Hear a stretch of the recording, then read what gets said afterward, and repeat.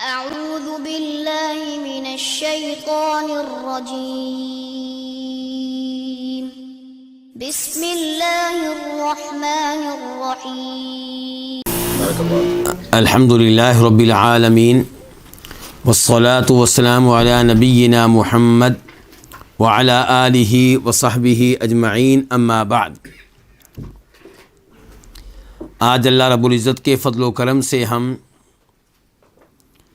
امام ابن القیم رحمہ اللہ کی مشہور و معروف کتاب الفوائد کے ساتھ ہیں،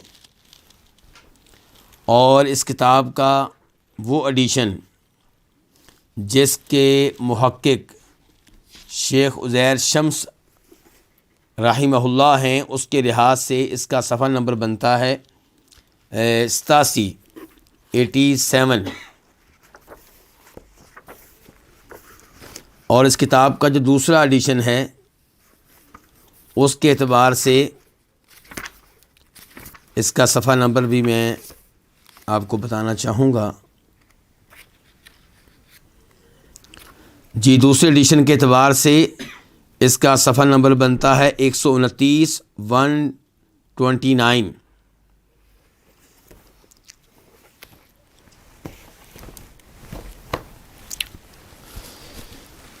چنانچہ امام صاحب فرماتے ہیں آج کے اس فائدے میں، اور ہمیں پیغام یہ دینا چاہتے ہیں کہ کسی گناہ کو حقیر نہ جانو، کسی گناہ کو معمولی نہ جانو،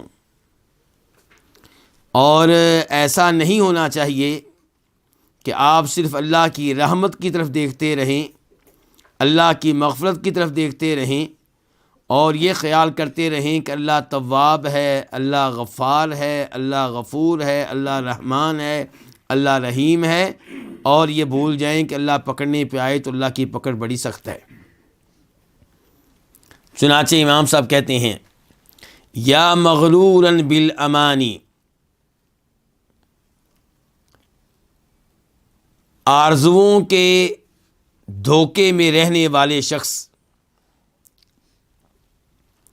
مغروراً وہ جس کو دھوکے میں ڈال دیا گیا ہو، تو آرزوؤں کے دھوکے میں مبتلا شخص، لعین ابلیس واحبط من منزل العز بترک سجدۃ واحدۃ امر بہا۔ یہ جو الفاظ استعمال کیے ہیں امام صاحب نے کہ اے انسان تو آرزوؤں کے دھوکے میں مبتلا ہے، اس کو سمجھنے کے لیے یہ آیت آپ کے سامنے رکھنا چاہوں گا، سورہ بقرہ کی آیت نمبر 111 وَقَالُوا لَن يَدْخُلَ الْجَنَّةَ إِلَّا مَنْ كَانَ هُودًا أَوْ نَصَارَىٰ تِلْكَ أَمَانِيُّهُمْ قُلْ هَاتُوا بُرْهَانَكُمْ إِن كُنتُمْ صَادِقِينَ، کہ انہوں نے کہا، یعنی کہ یہودیوں اور عیسائیوں نے کہا کہ جنت میں صرف وہی داخل ہو سکے گا جو یہودی ہوگا یا عیسائی ہوگا۔ گویا کہ یہودی کہتے ہیں جنت میں صرف یہودی جائیں گے، اور عیسائی کہتے ہیں جنت میں صرف عیسائی جائیں گے۔ اللہ تعالیٰ نے فرمایا تلک امانیہم، یہ ان کی آرزوئیں ہیں، یہ ان کی خواہشات ہیں، اس سے بڑھ کر کچھ نہیں ہے، ان کے کہہ دینے سے کچھ نہیں ہوگا۔ اللہ کے ہاں یہ صورتحال نہیں ہے جس کے یہ خواب دیکھ رہے ہیں۔ اللہ نے کہا قُلْ هَاتُوا بُرْهَانَكُمْ إِن كُنتُمْ صَادِقِينَ، اگر تم اپنے اس دعوے میں سچے ہو، اے یہودیو تم کہتے ہو کہ یہودی ہی جنت میں جائیں گے، عیسائیو تم کہتے ہو عیسائی ہی جنت میں جائیں گے، تو کوئی دلیل تو لے کر آؤ، کہاں پہ اللہ رب العزت نے یہ کہا ہے؟ کیسے تمہیں یہ بات معلوم ہو گئی؟ کیسے تم نے جنت کے یہ فیصلے کر لیے؟ تو تمہاری آرزوؤں سے کچھ ہونے والا نہیں ہے۔ اللہ تعالیٰ ایک اور مقام پہ فرماتے ہیں لیس بامانیکم ولا امانی اہل الکتاب، کہ اے مسلمانوں تمہاری آرزوؤں سے کچھ ہونے والا نہیں ہے اور نہ ہی اہل کتاب یہودیوں اور عیسائیوں کی آرزوؤں سے کچھ ہونے والا ہے۔ من یعمل سوءا یجز بہ، جو بھی جرم کرے گا اس کو اس کی سزا ملے گی۔ تو یہ ہے اللہ رب العزت کا نظام، یہ ہے اللہ رب العزت کا سسٹم۔ یہ جو آخری آیت میں نے پڑھی ہے، اس کا ایک تو نمبر بتانا چاہوں گا،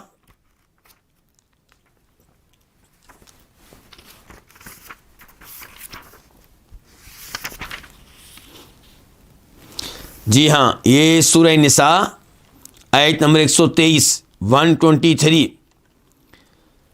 کہ لیس بامانیکم ولا امانی اہل الکتاب، تمہاری آرزوؤں سے اور اہل کتاب کی آرزوؤں سے کچھ ہونے والا نہیں ہے۔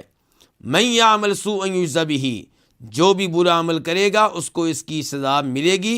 ولا یجد لہ من دون اللہ ولیا ولا نصیرا، اور جب اللہ عذاب دینے پہ آئے گا، اللہ سزا دینے پہ آئے گا، وہ اپنی مدد کے لیے کسی دوست کو نہیں پائے گا، کوئی اسے مددگار نہیں ملے گا۔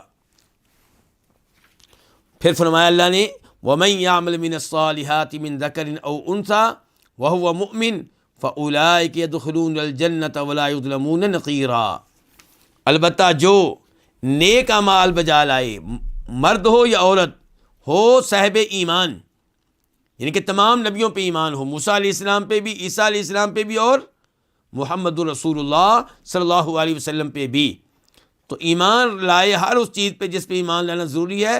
فرمایا یہی وہ لوگ ہیں جو جنت میں جائیں گے۔ تو یہ ہے اللہ رب العزت کا نظام۔ تو آرزوؤں سے کچھ نہیں ہونے والا۔ تو امام صاحب کہتے ہیں یا مغرورا بالامانی، آرزوؤں کی وجہ سے دھوکے میں رہنے والے شخص، لعین ابلیس، ابلیس پہ لعنت کی گئی، واہبط، اور اس کو اتار دیا گیا، من منزل العز، عزت والے مقام سے۔ کیوں اتارا گیا؟ بترک سجدۃ واحدہ، صرف ایک سجدہ ترک کر دینے کی وجہ سے، امیرا بہا، جس سجدہ کرنے کا اس کو حکم ملا تھا۔ امام صاحب کیا پیغام دے رہے ہیں کہ اگر ابلیس کو ایک سجدہ ترک کرنے کی وجہ سے ملعون قرار دے دیا گیا، دتکار دیا گیا، تو میں اور آپ جب صبح و شام سجدے کرنے سے انکار کریں گے، نمازیں پڑھنے سے انکار کریں گے، تو ہمارا کیا بنے گا؟ یہ کہ صرف کلمہ پڑھ لینے کی وجہ سے آپ سمجھتے ہیں کہ جنت کے آپ مالک ہو گئے۔ یہ اللہ رب العزت نے کہاں پہ ذکر کیا ہے یہ معاملہ؟ یہ سورہ ہجر آیت نمبر 28 اور 35، 28 اور 35، ذرا دیکھیے قرآن کریم کی یہ آیات۔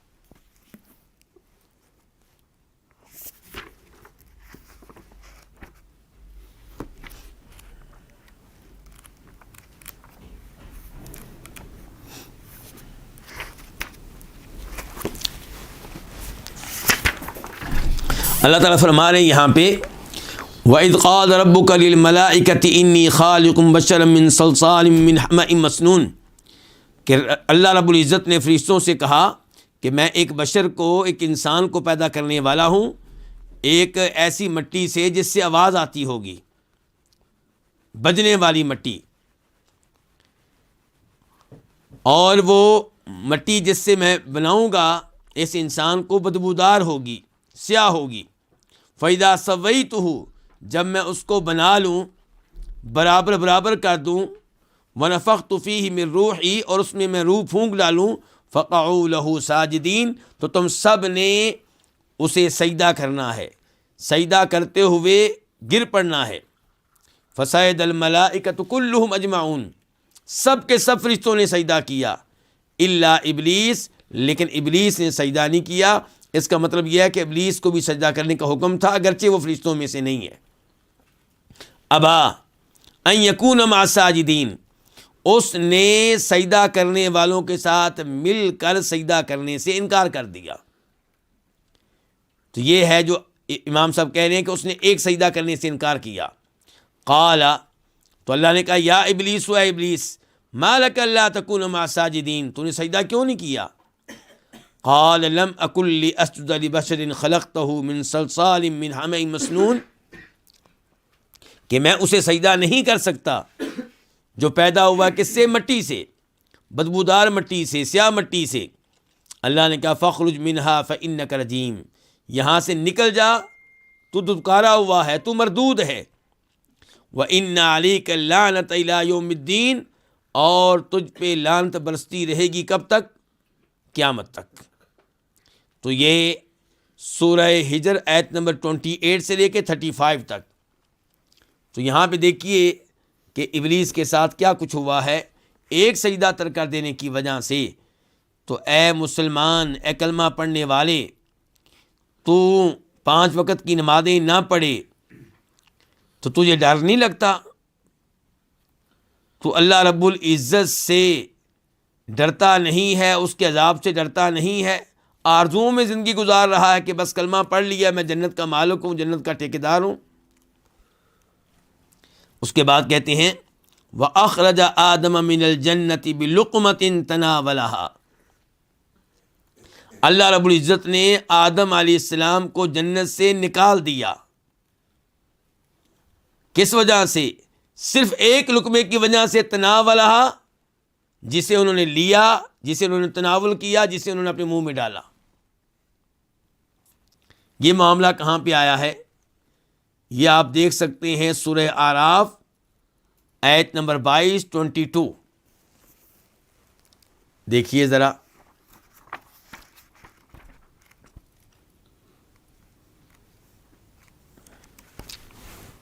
اللہ تعالیٰ فرماتے ہیں یہاں پہ آیت نمبر 19 میں کہ وَلَا تَقْرَبَا هَٰذِهِ الشَّجَرَةَ فَتَكُونَا مِنَ الظَّالِمِينَ، آدم علیہ السلام اور ان کی وائف سے کہہ دیا گیا ہے کہ جنت میں رہو، اسکن انت وزوجک الجنہ فکلا من حیث شئتما، جہاں سے چاہو کھلا کھاؤ، ولا تقربا هذه الشجرة، لیکن اس درخت کے قریب نہ جانا، فتکونا من الظالمین، اس درخت میں سے کھاؤ گے تو تمہارا شمار ظالموں میں سے کر دیا جائے گا۔ شیطان نے وسوسے ڈالے، ورغلایا اور کہا کہ اگر تم نے اس درخت کا پھل چکھ لیا تو تم ہمیشہ ہمیشہ کے لیے جنتی بن جاؤ گے، یا تمہیں یہ فائدہ ہوگا کہ تم فرشتے بن جاؤ گے۔ وقاسمہما، دونوں کے سامنے قسمیں اٹھائیں ابلیس نے اور کہا کہ انی لکما لمن الناصحین، میں تم دونوں کا خیر خواہ ہوں۔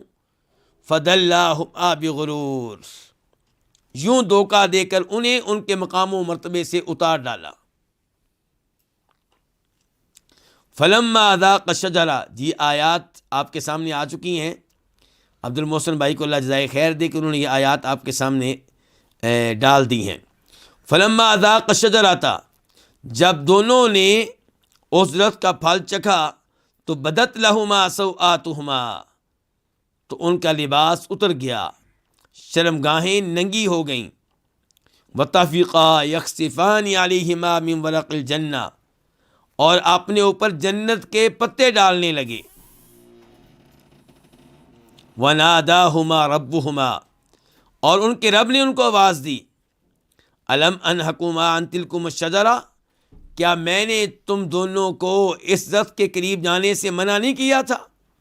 وَأَقُلْ لَكُمَا، کیا میں نے تمہیں یہ بتایا نہیں تھا کہ إِنَّ الشَّيْطَانَ لَكُمَا عَدُوٌّ مُبِينٌ، کہ شیطان تمہارا کھلا دشمن ہے۔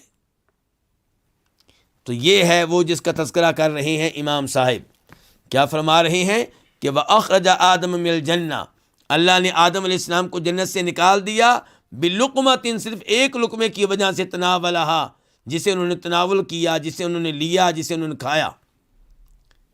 تو میرے اور آپ کے لیے کیا پیغام ہے کہ وہ ایک لقمہ کھائیں جو ممنوع تھا تو جنت سے محروم ہو جائیں، اور آپ سود کا مال کھائیں، چوری کا مال کھائیں، بہنوں کی وراثت کا مال قبضہ کر کے وہ کھائیں پئیں، آپ کو جنت سے محروم نہیں کیا جائے گا۔ آپ رشوت لیں، رشوت دیں، سود لیں، سود دیں، لوگوں سے قرضہ لے کے واپس نہ کریں، لوگوں کی زمین پہ قبضہ کر لیں، تو آپ کے ساتھ کچھ بھی نہیں ہوگا، یعنی کہ آپ بس ایک آرزوؤں میں اور خوابوں میں زندگی گزار رہے ہیں کہ میں چونکہ مسلمان ہوں اس لیے میں جنت میں جاؤں گا، اور اللہ کی رحمت بڑی وسیع ہے، اللہ بہت معاف کرنے والے ہیں۔ کیا آپ نے وہ آیتیں نہیں پڑھی جن آیتوں میں اللہ نے بتایا ہے کہ میں بہت معاف کرنے والا ہوں لیکن میری پکڑ بھی بڑی سخت ہے؟ نبئ عبادی انی انا الغفور الرحیم وان عذابی هو العذاب العلیم، کہ اے نبی علیہ السلام میرے بندوں کو بتا دیں میں بہت بخشنے والا ہوں، نہایت مہربان ہوں، اور یہ بھی بتا دیں کہ میرا عذاب بڑا دردناک ہے۔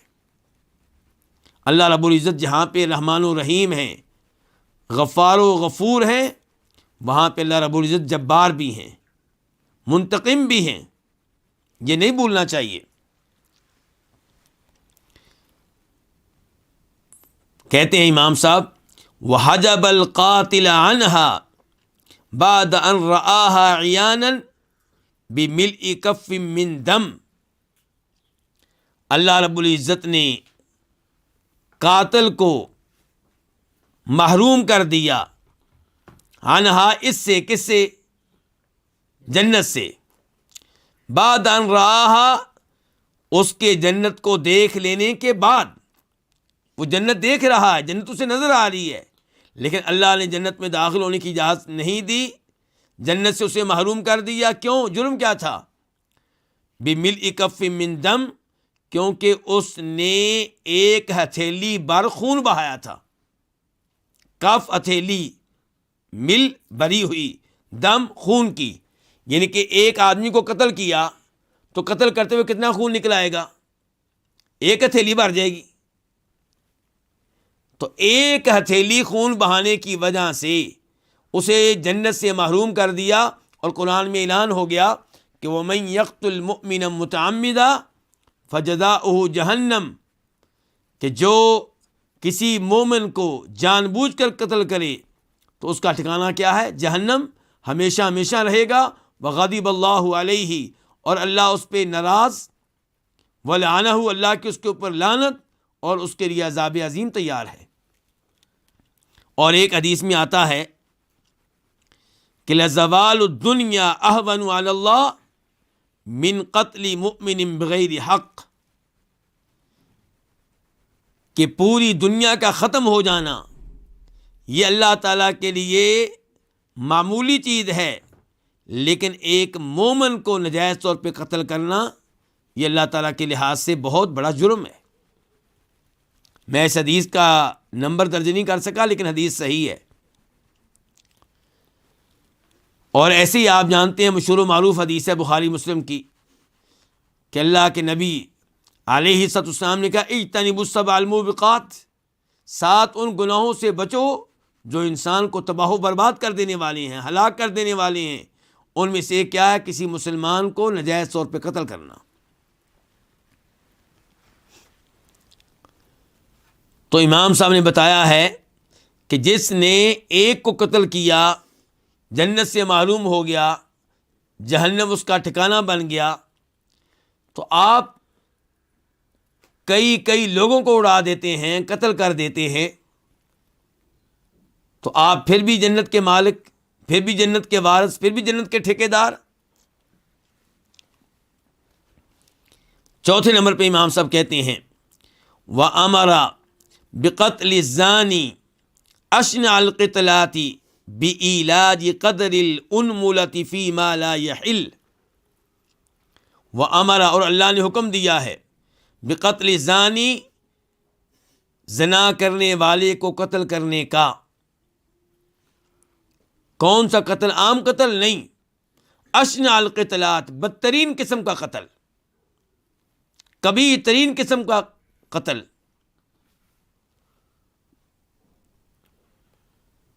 کیا حکم ہے جی زنا کرنے والے کا؟ کہ اسے پتھر مار مار کر ہلاک کر دیا جائے اگر وہ شادی شدہ ہے تو۔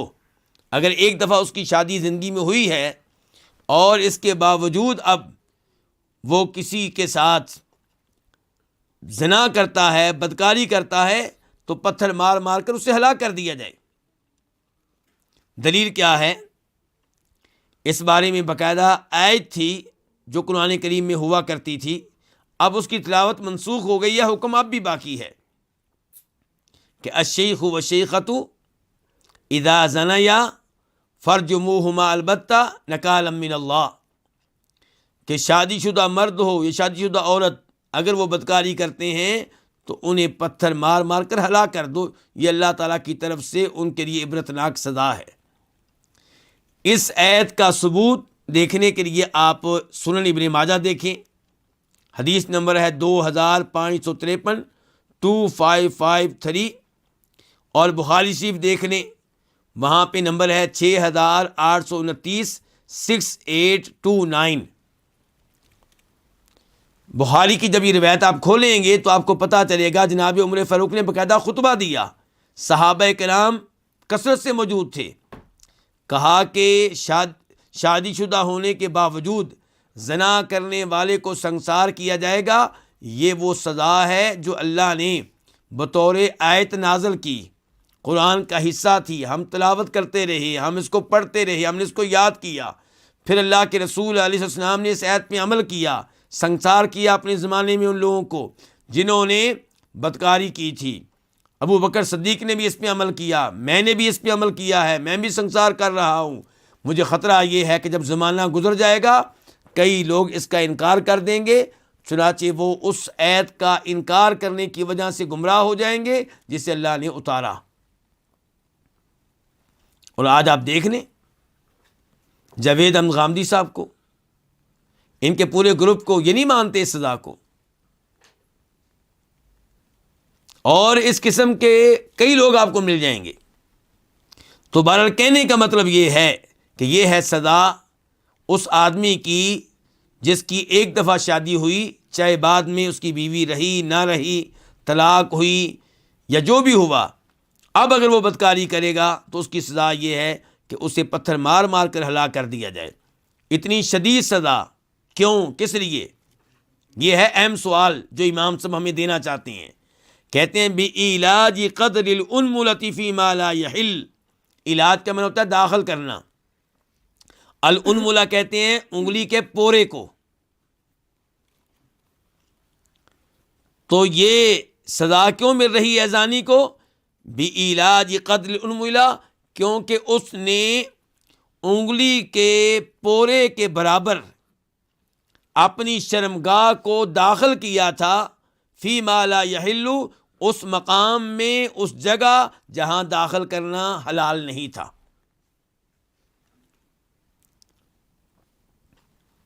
یعنی کہ بیوی کے علاوہ کسی اور کے ساتھ ناجائز تعلق قائم کیا۔ تو امام صاحب کہتے ہیں اگر بظاہر دیکھا جائے تو کیا ہے، اپنی شرمگاہ کا کچھ حصہ داخل کیا ہے بس، لیکن سزا دیکھیں کتنی بڑی ہے۔ اور آپ اپنی طرف دیکھیں، آپ ایسے کتنے جرائم کر جاتے ہیں، کتنی آپ اللہ کے احکام کی خلاف ورزیاں کرتے ہیں، کس قدر آپ کبیرہ گناہوں کا ارتکاب کرتے ہیں، کتنے واجبات کو آپ نظر انداز کر دیتے ہیں۔ آپ کو سزا نہیں ملے گی، آپ کو کوئی ڈر نہیں ہے، آپ اس سب کے باوجود جنت کے ٹھیکیدار، جنت کے مالک، اور یہ کہ اللہ غفور، غفار، رحمان اور رحیم، بس یہ آپ کو پتہ ہے، ان چیزوں کا آپ کو نہیں پتہ۔ یہ سزائیں اسی اللہ نے دی ہیں جو غفار اور غفور اور رحمان اور رحیم ہے۔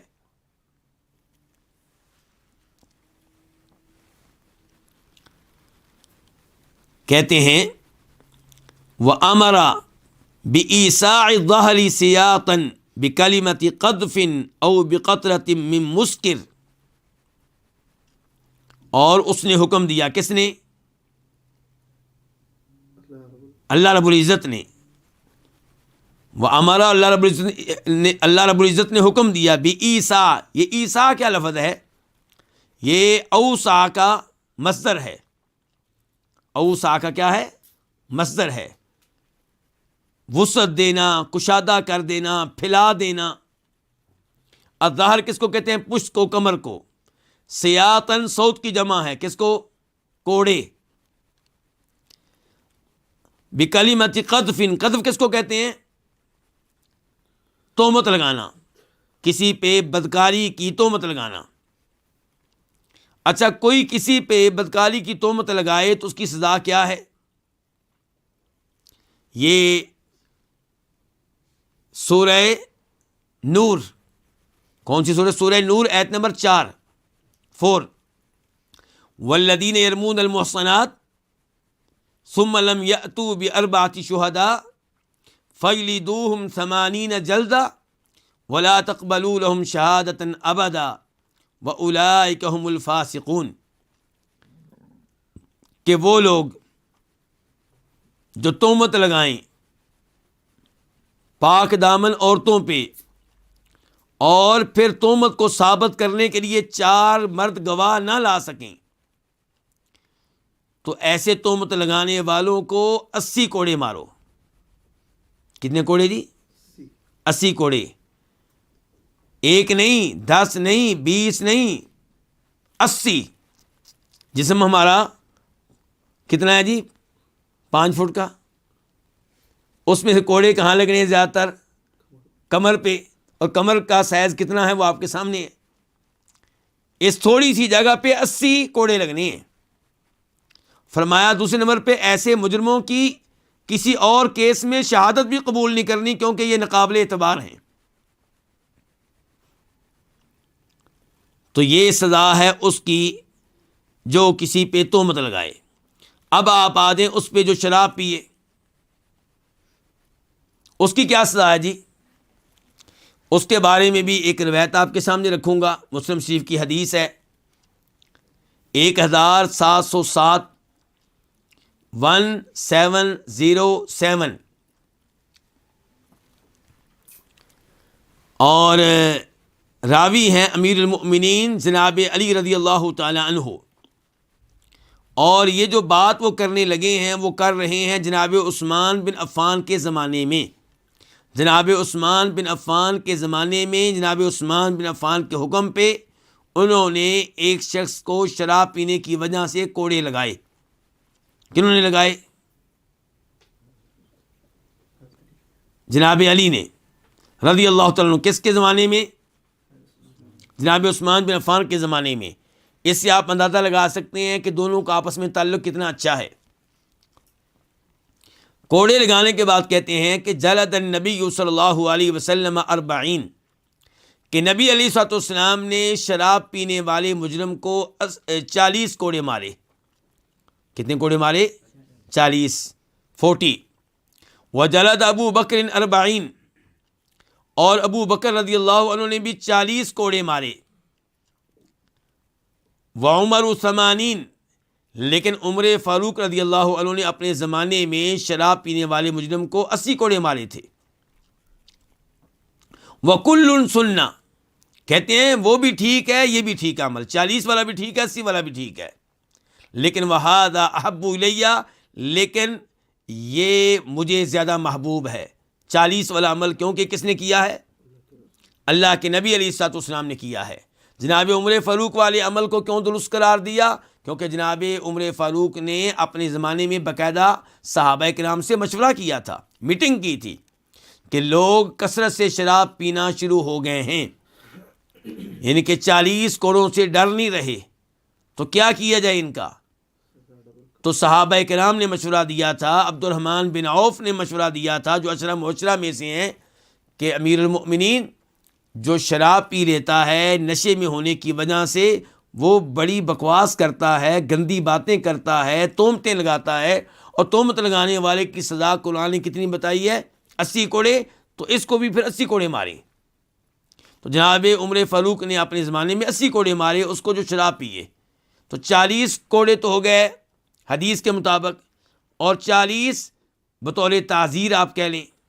اور کچھ علماء کرام کہتے ہیں کہ شراب کے معاملے میں معاملہ ہلکا ہے کہ کتنے کوڑے مارنے ہیں، تو بہرحال 80 ہوں یا 40، تو یہ سزا ہے دنیا میں اس آدمی کی جو کیا کرتا ہے؟ شراب پیتا ہے۔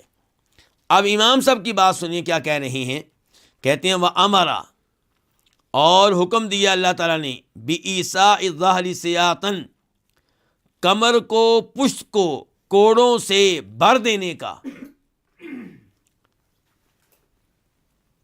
تہمت کے لفظ کی وجہ سے، یعنی کہ کسی کو زانی کہہ دیا تھا، یا کہہ دیا تھا کہ اس نے زنا کیا ہے، چاہے مرد کو کہا ہو چاہے عورت کو کہا ہو، تو ایک جملہ کہا ہے اور اس کی وجہ سے اس کی کمر کو کوڑوں سے بھر دیا گیا ہے، کوئی کوڑا ادھر لگ رہا ہے، کوئی ادھر لگ رہا ہے، 80 کوڑے لگ رہے ہیں، او بقطرۃ من مسکرین، یا اس کو کوڑے مارنے کا حکم دیا اس لیے کہ اس نے نشہ آور چیز کا یعنی کہ شراب کا ایک قطرہ پیا تھا۔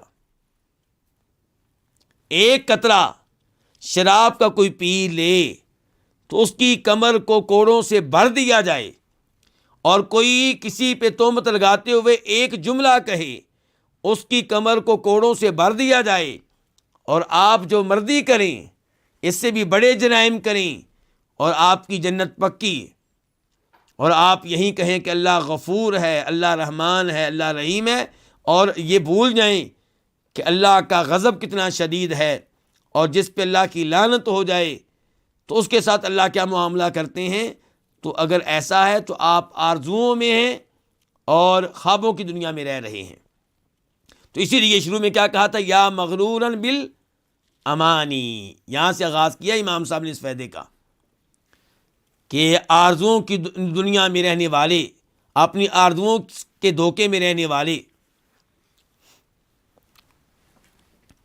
اس کے بعد کہتے ہیں وَأَبَانَ عُضْوًا مِّنْ أَعْضَائِكَ بِثَلَاثَةِ دَرَاهِمْ، اور اس نے الگ کر دیا، یعنی کہ اللہ رب العزت نے الگ کرنے کا حکم دیا، تیرے اعضاء میں سے ایک عضو کو الگ کرنے کا حکم دیا ہے 3 درہموں کی وجہ سے، 3 دراہم کے بدلے میں۔ یہ کیا معاملہ ہے جی؟ چور کے بارے میں کیا کہتا ہے قرآن، والسارق والسارقۃ فاقطعوا ایدیہما جزاء بما کسبا نکالا من اللہ، سورہ مائدہ آیت نمبر 38 کہ چوری کرنے والا مرد ہو یا چوری کرنے والی کیا ہو، عورت ہو، ان کے ہاتھ کاٹ ڈالو۔ یہ اللہ تعالیٰ کی طرف سے سزا ہے، یہ چوری کے جرم کی وجہ سے اللہ نے سزا بتائی ہے۔ واللہ عزیز الحکیم، اور اللہ اپنے معاملے میں غالب ہے، اللہ کمال حکمت والا ہے۔ اس سزا کے پیچھے بھی اللہ کی کئی حکمتیں ہیں۔ تو یہ سزا قرآن میں آئی ہے کہ حدیث میں آئی ہے؟ قرآن میں۔ قرآن کس کا کلام ہے؟ اللہ کا۔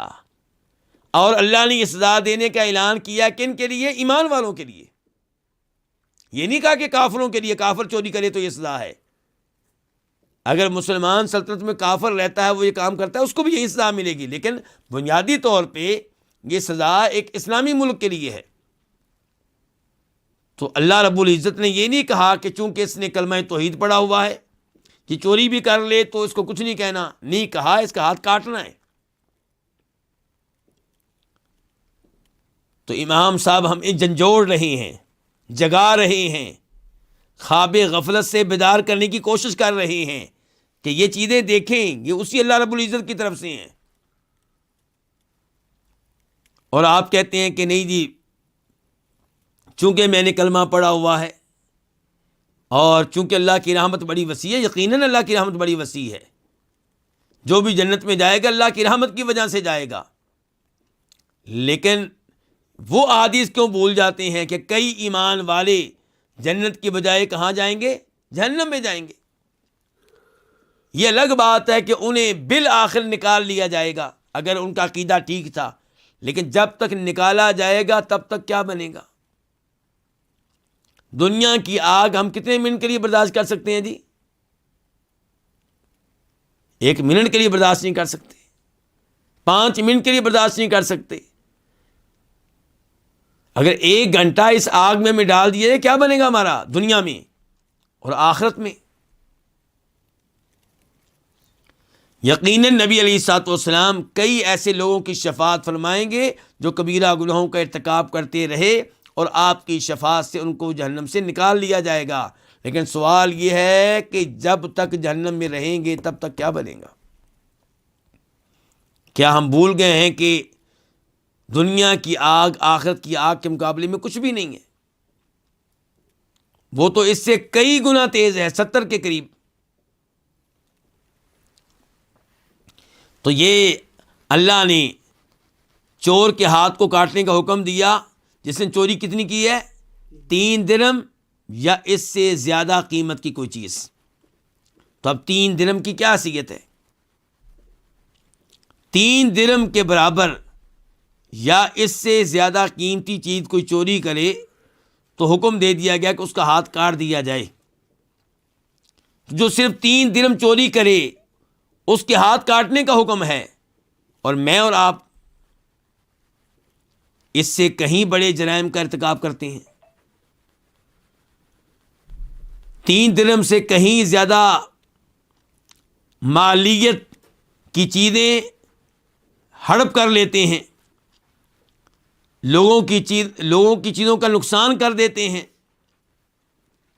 کسی کی گاڑی کھڑی ہے اس کو نقصان پہنچا دیا، کسی کے جانور کو نقصان پہنچا دیا، کسی کی کھیتی باڑی کو نقصان پہنچا دیا، اور جلدی سے نکل گیا یہ سوچ کے کہ چلو کسی نے مجھے دیکھا نہیں ہے. امام صاحب کا پیغام یہ ہے فلا تأمنہ ان یحبسک فی النار بمعصیۃ واحدۃ من معاصیہ. تو اللہ سے بے خوف نہ ہو اس معاملے میں کہ وہ تجھے گناہوں میں سے کسی ایک گناہ کی وجہ سے جہنم کی آگ میں ڈال دے اور وہاں پہ روک لے.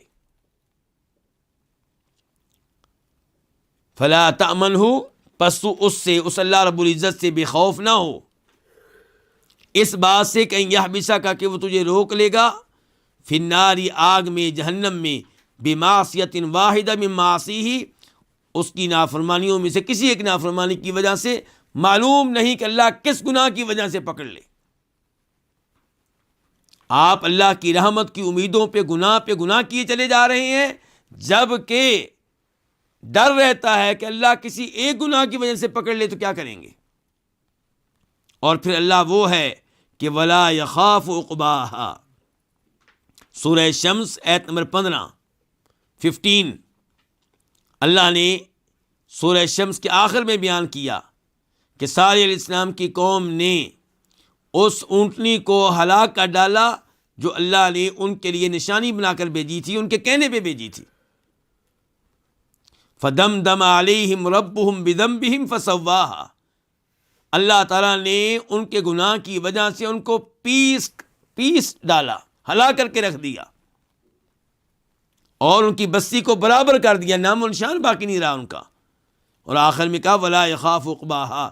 اللہ ایسی سزا دینے کے بعد ڈرتا نہیں ہے کہ بعد میں کیا ہوگا. دنیا کے بادشاہ ڈرتے ہیں، کسی کو قتل کرواتے ہیں تو ڈر رہتا ہے کہ کل کو کہیں اس کے وارث ان میں سے کوئی اٹھ کے مجھے قتل نہ کر دے، کہیں کوئی بغاوت نہ ہو جائے، کہیں مسائل نہ کھڑے ہو جائیں. اللہ کو کوئی ڈر نہیں، کوئی خطرہ نہیں. ولا یخاف، وہ نہیں ڈرتا، عقباہا، ایسی سزا کے انجام سے.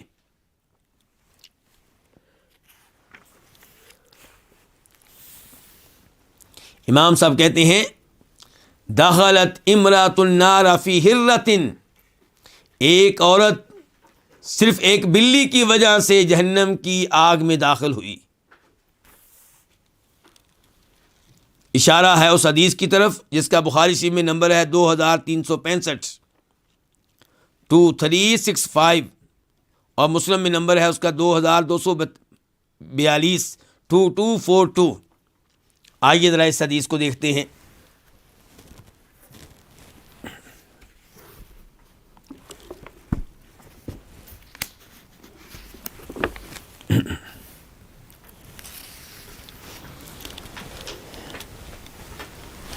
عذبت امرأۃ فی ہرۃ حبستھا حتی ماتت جوعا فدخلت فیہا النار. عبداللہ بن عمر کہتے ہیں کہ نبی علیہ السلام نے فرمایا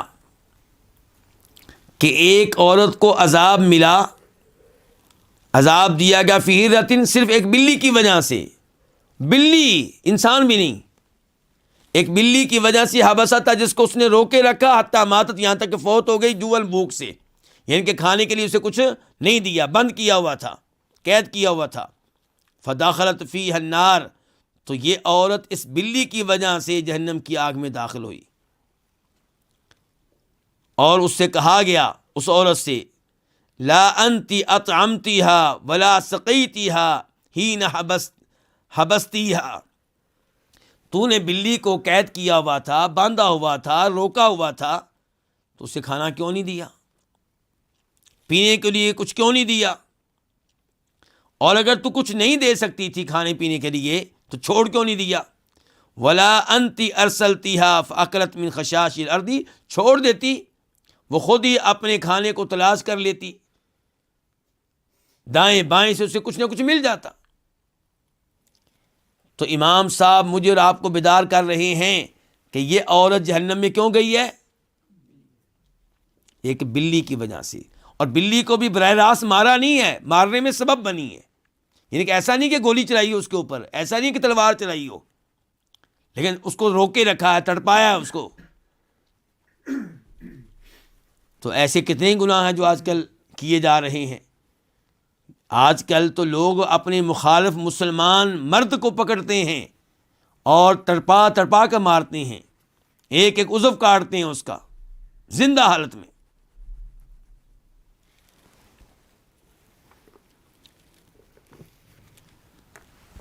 امام صاحب فرماتے ہیں وَإِنَّ الرَّجُلَ لَيَتَكَلَّمُ بِالْكَلِمَةِ لَا يُلْقِي لَهَا بَالًا يَهْوِي بِهَا فِي النَّارِ أَبْعَدَ مَا بَيْنَ الْمَشْرِقِ وَالْمَغْرِبِ، اور کوئی آدمی لَيَتَكَلَّمُ بِالْكَلِمَةِ ایسی گفتگو کرتا ہے کہ جس کو وہ کوئی اہمیت نہیں دیتا، لا یلقی لہا بالا، جس گفتگو کو، جس کلام کو کوئی اہمیت نہیں دیتا، یہوی بہا فی النار، اور یہ کلام اسے جہنم میں جا گراتی ہے، جہنم میں لے جاتی ہے، اور جہنم میں اس قدر دور اسے پھینکا جاتا ہے کہ جتنی دوری مشرق اور مغرب کے درمیان ہے اس سے کہیں زیادہ جہنم کی گہرائی میں اسے ڈالا جاتا ہے، اور اسے احساس ہی نہیں کہ میں کتنی خطرناک بات کر گیا ہوں۔ کتنے ہی لوگ ایسے ہیں جو اپنے آپ کو پکا مسلمان سمجھتے ہیں لیکن ایسی گفتگو کر جاتے ہیں جو شرک پہ مبنی ہوتی ہے، جو کفر پہ مبنی ہوتی ہے، جس میں نبی علیہ الصلوۃ والسلام کے ساتھ استہزاء اور مذاق ہوتا ہے، دین کا مذاق ہوتا ہے، اللہ کی ذات کا مذاق ہوتا ہے۔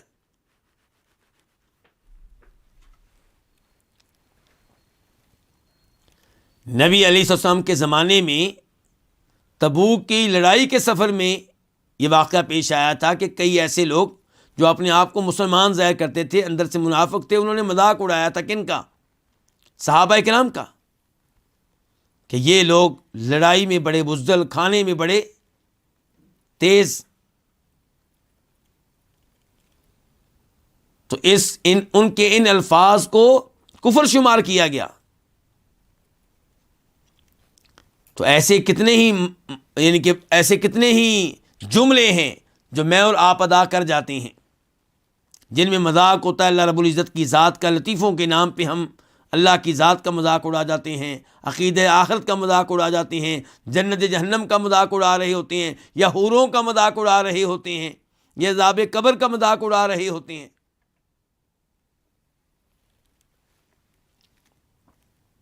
تو انسان کو سوچ سمجھ کر گفتگو کرنی چاہیے، کہیں ایسا نہ ہو کہ وہ چھوٹا سا جملہ جہنم میں کی آگ میں جانے کا سبب بن جائے۔ یہ جو دوسری حدیث ہے اس کا نمبر کیا ہے؟ بخاری میں اس کا نمبر ہے 6478، 6478، اور مسلم میں 2988، 2988۔ اس کے بعد کہتے ہیں امام صاحب وَإِنَّ الرَّجُلَ لَيَعْمَلُ بِطَاعَةِ اللَّهِ 60 سنہ، اور بے شک کوئی آدمی 60 سال تک اللہ کی اطاعت والے اعمال سر انجام دیتا رہتا ہے۔ فَإِذَا كَانَ عِندَ الْمَوْتِ، جب وہ فوت ہونے لگتا ہے تو جار فی الوصیت، وصیت میں کیا کرتا ہے؟ ظلم کرتا ہے۔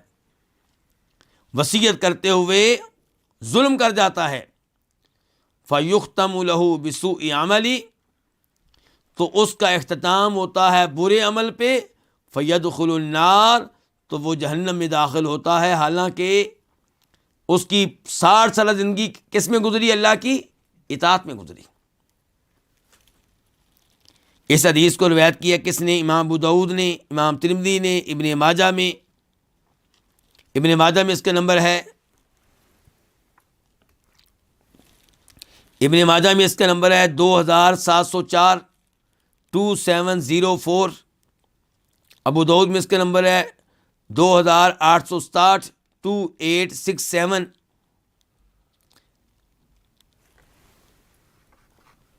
شیخ البانی رحمہ اللہ نے اس حدیث کو ضعیف قرار دیا ہے، لیکن کئی علماء نے اس حدیث کو قابل قبول قرار دیا ہے اس کے شواہد وغیرہ کی وجہ سے۔ یہ حدیث کیا ہے میں آپ کے سامنے رکھتا ہوں۔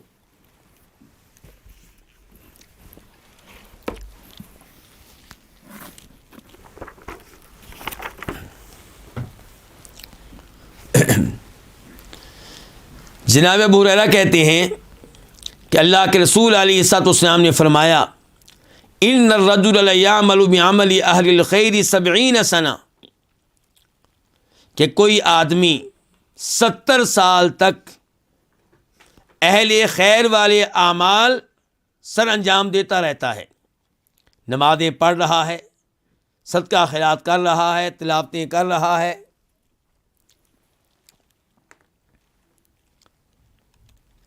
فَإِذَا أَوْصَى حَافَ فِي وَصِيَّتِهِ، لیکن جب وصیت کرتا ہے تو اپنی وصیت میں حق بات سے ہٹ جاتا ہے، ظلم پہ مبنی وصیت کرتا ہے، فَيُخْتَمُ لَهُ بِشَرِّ عَمَلِ، تو اس کا اختتام برے عمل پہ ہوتا ہے، فَيَدْخُلُ النَّارِ، تو وہ آدمی پھر جہنم کی آگ میں داخل ہوتا ہے۔ وصیت میں ظلم کیا ہو سکتا ہے؟ مثال کے طور پہ کسی ایک بیٹے کے بارے میں کہہ دے کہ اس کو وراثت نہیں دینی، یا یہ کہہ دے کہ بیٹیوں کو وراثت نہیں دینی، یا یہ کہہ دے فلاں بیٹے کو باقی بیٹوں سے زیادہ حصہ دینا ہے۔ تو کہنے کا مطلب یہ ہے کہ وراثت کا نظام اللہ نے دیا ہے، اسے اللہ نے تقسیم کی ہیں، اس میں تبدیلی کرنے کی اجازت انسان کو نہیں ہے۔ البتہ 1/3 مال میں آپ وصیت کر سکتے ہیں ان کے حق میں جو وارث نہ ہوں۔ کسی مسجد کے لیے آپ وصیت کر سکتے ہیں کہ میرے مال میں سے 1/3 ہے، اس سے کچھ کم کسی مسجد کو دے دیا جائے، کسی مدرسے کو دے دیا جائے، یا کسی یتیم کو دے دیا جائے، یا کسی بیوہ کو دے دیا جائے، یا کسی اور ایسے ادارے کو دے دیا جائے جو یتیموں کی سرپرستی کرتے ہیں، تو ایسی کوئی وصیت کی جا سکتی ہے۔ لیکن وارثوں کے معاملے میں گڑبڑ کرنا نہایت خطرناک ہے، کیونکہ ان کو یہ حق کس نے دیا ہوا ہے؟ اللہ رب العزت نے۔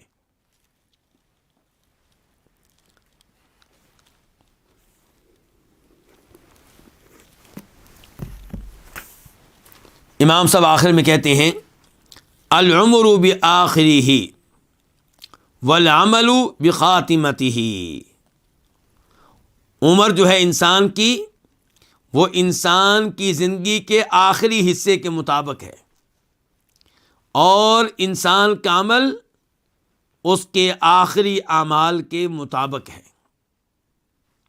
اور اس میں حدیث بھی ہے، فرماتے ہیں نبی علیہ السلام، انما الاعمال بخواتیمہا، اعمال کا دار و مدار خاتمے پہ ہے، کہ خاتمہ کس پہ ہوتا ہے، آخری زندگی میں آپ کیا کرتے ہیں۔ اس حدیث کو امام بخاری نے روایت کیا، نمبر ہے 6493 6493۔ کتنے ایسے لوگ ہیں جو پوری زندگی اسلام کے خلاف کارروائیاں کرتے رہے، مسلمانوں سے لڑتے رہے، لیکن آخری زندگی میں اسلام قبول کیا، ادھر اسلام قبول کیا، ادھر شہید ہو گئے، موت پائی اور جنت میں چلے گئے۔ اللہ کے نبی علیہ السلام نے ایسے ایک صحابی کے بارے میں کہا تھا، عمل قلیلا و اجرا کثیرا، اعمال جو اس نے کیے ہیں وہ بہت کم ہیں، لیکن جو اس کو اجر ملا ہے وہ بہت زیادہ ہے۔ تو کہنے کا مطلب یہ ہے کہ اختتام کا خیال رکھنا چاہیے کہ آپ کا اختتام کس پہ ہو رہا ہے، اس کی بہت زیادہ اہمیت ہے۔ اس کے بعد امام صاحب فرماتے ہیں من احدث قبل السلام بطل ما مضى من صلاتی، جس کا سلام پھیرنے سے پہلے وضو ٹوٹ جائے، اب اس نے پہلی رکعت بھی پڑھی ہے، دوسری بھی پڑھی ہے، تیسری بھی پڑھی ہے، چوتھی بھی پڑھی ہے، 4 رکوع کیے ہیں، کتنے سجدے کیے ہیں؟ 8 سجدے کیے ہیں، سورہ فاتحہ پڑھی ہے 4 رکعتوں میں کتنی بار؟ 4 بار، کتنا کچھ کر چکا ہے، بس سلام پھیرنا باقی رہ گیا تھا کہ وضو ٹوٹ گیا، ہوا نکل گئی۔ اب کیا اس کی پچھلی 4 رکعتوں کا اعتبار ہوگا؟ نہیں، ساری نماز باطل ہو جائے گی، نئے سرے سے نماز پڑھنا ہوگی۔ تو امام صاحب مجھے اور آپ کو کہہ رہے ہیں کہ اگر آپ نے زندگی میں پہلے اچھے اعمال کیے ہیں تو اچھی بات ہے، لیکن اپنے اختتام کا خیال رکھیں، آخری زندگی کا خیال رکھیں۔ اور آخری زندگی کا آغاز کب ہو رہا ہے جی؟ میری اور آپ کی آخری زندگی کا اختتام کب تک شروع ہو جائے گا؟ کوئی پتہ نہیں ہے، شروع ہے، کوئی پتہ نہیں، آج موت آ جائے، کل موت آ جائے۔ تو اس لیے امام صاحب کہہ رہے ہیں من احدث قبل السلام بطل ما مضى من صلاته، جو سلام پھیرنے سے پہلے بے وضو ہو جائے تو باطل ہو جائے گی اس کی وہ نماز جو گزر چکی ہے، اس کی نماز کا وہ حصہ جو گزر چکا ہے۔ ومن افطر قبل غروب الشمس ذهب صيامه ضائعا، اور جو سورج ڈوبنے سے پہلے، غروب آفتاب سے پہلے روزہ افطار کر لے، جان بوجھ کر کوئی چیز کھا پی لے، تو اس کا روزہ ضائع جائے گا۔ دن ہے مثال کے طور پہ 12 گھنٹے کا، 11 گھنٹے 55 منٹ بڑی کامیابی سے روزہ رکھا ہے، اور 5 منٹ رہ گئے تھے یا 4 منٹ رہ گئے تھے، 3 منٹ رہ گئے تھے، جان بوجھ کے پانی پی لیا، جان بوجھ کے کوئی لقمہ کھا لیا، تو ساری محنت کیا ہو جائے گی؟ ضائع جائے گی۔ ومن اساء فی آخر عمرہ لقی ربہ بذلک الوجہ، اور جو اپنی عمر کے آخری حصے میں برے اعمال کرے تو اپنے رب سے ملاقات کرے گا اسی چہرے کے ساتھ جو چہرہ اس کا آخری عمر میں تھا۔ اور یہیں سے وہ احادیث بھی ذہن میں آ رہی ہیں جن میں فرماتے ہیں نبی صلی اللہ علیہ وسلم، مثال کے طور پہ ایک آدمی حج کی حالت میں فوت ہوا، میدان عرفات میں تھا اور وہاں پہ گر گیا، کس سے؟ اپنی اونٹنی سے، اس کی گردن ٹوٹ گئی۔ تو نبی علیہ السلام نے کیا ارشاد فرمایا تھا کہ اس کو غسل دینا ہے اس انداز سے کہ یہ ذہن میں رہے کہ یہ اب بھی حالت احرام میں ہے، کفن دینا اس انداز سے کہ ذہن میں رہے کہ اب بھی حالت احرام میں ہے۔ یہ الفاظ نبی علیہ السلام کے نہیں، الفاظ میرے ہیں، حدیث کا مفہوم یہی ہے۔ مثال کے طور پہ آپ نے کہا خوشبو نہیں لگانی، خوشبو نہیں لگانی، اور اس کا سر، چہرہ وغیرہ کیا رہے گا؟ ننگا رہے گا۔ کیوں؟ فرمایا یہ جب اٹھے گا تو لبیک پڑھتا ہوا اٹھے گا، لبیک اللہم لبیک لبیک لا شریک لک لبیک، یعنی کہ جیسی موت آئی اسی حالت میں یہ اٹھے گا۔ اور شہید کے بارے میں بھی ایسے ہی آیا ہے۔ تو امام صاحب خبردار کر رہے ہیں کہ جو بری حالت میں فوت ہوگا وہ کیسے اٹھے گا۔ اس سے تو یہی لگتا ہے واللہ عالم کہ جو شرکیہ قوالی پڑھتے ہوئے فوت ہو گیا وہ شرکیہ قوالی پڑھتے ہی اٹھے گا، جو بے حیائی پہ مشتمل گندے گانے گنگناتے ہوئے فوت ہوا وہ یہی گانے گنگناتے ہوئے اٹھے گا قبر سے، اور جو بدکاری کی حالت میں فوت ہوا تو اسی حالت میں اٹھے گا۔ تو کہتے ہیں ومن اساء فی آخر عمرہ لقی ربہ بذلک الوجہ، اور جس نے اپنی عمر کے آخری حصے میں برے اعمال کیے وہ اپنے رب سے ملے گا اسی چہرے کے ساتھ۔ امام صاحب فرماتے ہیں نئے فائدے میں، لو قدمت لقمۃ وجدتها ولكن يؤذيك الشرح، اگر آپ ایک لقمہ آگے بھیجیں گے تو اس کو آپ پا لیں گے۔ کیا مطلب ہے اس کا؟ اگر آپ نے اللہ کی راہ میں ایک لقمہ دیا، 1 روپیہ دیا، تو آپ کو یہ نیکی ملے گی، آپ کی نیکی ضائع نہیں جائے گی، اس کا اجر و ثواب آپ کو ملے گا۔ لیکن بہت زیادہ حرص جو ہے یہ آپ کو تکلیف دے گی، یہ آپ کو تنگ کرے گی۔